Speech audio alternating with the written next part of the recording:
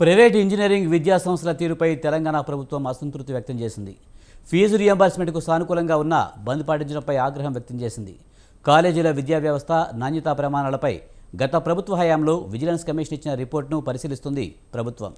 యాజమాన్యాలు సమ్మె విరమించి కాలేజీలు నడిపించాలని ప్రభుత్వం కోరింది.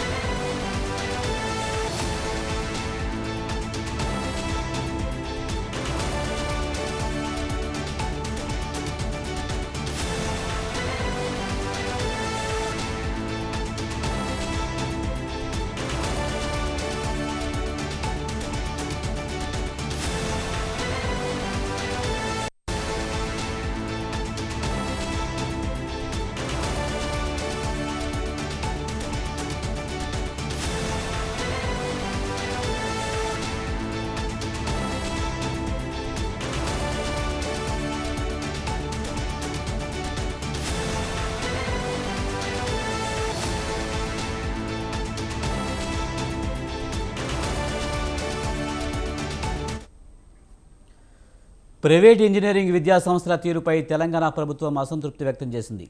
ఫీజు రియంబర్స్మెంట్కు సానుకూలంగా ఉన్న బంద్ పాటించడంపై ఆగ్రహం వ్యక్తం చేసింది.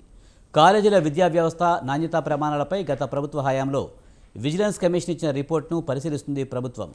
యాజమాన్యాలు సమ్మె విరమించి కాలేజీలు నడిపించాలని ప్రభుత్వం కోరింది.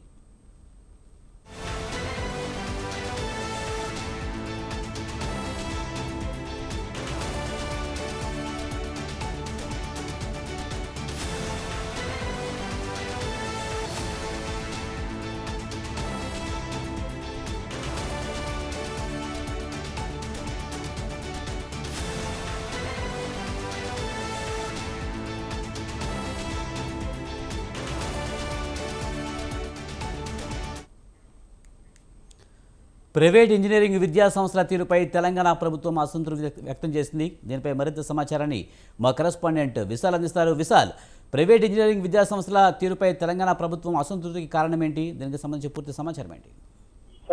రైట్ విజయ్, పెండింగ్ లో ఉన్న ఫీజు రియంబర్స్మెంట్ బిల్లులు అన్నింటి కూడా విడుదల చేయాలని ఈ రోజు నుంచి తెలంగాణలో ఉన్న ప్రైవేట్ కాలేజ్ యాజమాన్యాలు నిరవధిక బంద్కు పిలుపునిచ్చాయి. ఇప్పటికే కొన్ని కాలేజీలు ఈ రోజు నిరవధిక బంద్లో పాల్గొన్నాయి. అదేవిధంగా ప్రభుత్వం గత కొన్ని రోజులుగా ప్రైవేట్ కాలేజ్ యాజమాన్యంతో చర్చలు జరుగుతుంది. కానీ ఆ చర్చలు విఫలం అవుతూ వచ్చాయి. చివరిగా నిన్న రాత్రి కూడా డిప్యూటీ సీఎం బట్టి విక్రమార్క తోటి మంత్రి శ్రీధర్ బాబు తోటి ఈ ప్రైవేట్ కాలేజ్ యాజమాన్యాలు చర్చలు జరిపాయి. ఇక ఈ రోజు చివరగా మరోసారి ప్రైవేట్ కాలేజ్ యాజమాన్యాలతో చర్చలు జరగనున్నాయి. అయితే ఇంతకంటే ముందే ఈ రోజు డిప్యూటీ సీఎం బట్టి విక్రమార్క అదేవిధంగా మంత్రి శ్రీధర్ బాబు సీఎం తోటి సమావేశమయ్యారు. అంశం మీద సీఎం కు డిప్యూటీ సీఎం వివరించారు. అయితే సీఎం ప్రధానంగా అసలు ప్రైవేట్ కాలేజీలకు క్వాలిటీ, అదేవిధంగా స్టాఫ్, ఫ్యాకల్టీ ఇవన్నీ ఉన్నాయా, ల్యాబ్స్ ఇవన్నీ ఉన్నాయా, వాళ్ళ ర్యాంకింగ్ ఏ విధంగా ఉంది, వీటన్నిటికి సంబంధించి గత టీఆర్ఎస్ ప్రభుత్వం ఒక విజిలెన్స్ ఎంక్వైరీ కమిషన్ వేసింది. ఆ కమిషన్ రిపోర్ట్ ని చూడాలన్నట్టుగా కూడా అధికారులకు ఆదేశించినట్టుగా కూడా మనకు సమాచారం తెలిసింది. అయితే దీనికి సంబంధించి ప్రైవేట్ కాలేజ్ యాజమాన్యాలను ఫోన్ చేసి అడిగినప్పుడు వాళ్ళు ముఖ్యంగా తెలిసింది ఒకటే, ప్రభుత్వం అన్ని కావాలంటే ఏ ఎంక్వైరీలు అయినా తీసుకోవచ్చు, కానీ పెండింగ్ ఫీజు రియంబర్స్మెంట్ విడుదల కాక ప్రైవేట్ కాలేజ్ అన్ని కూడా నిర్వీర్యం అయిపోయే పరిస్థితి చేరాయి.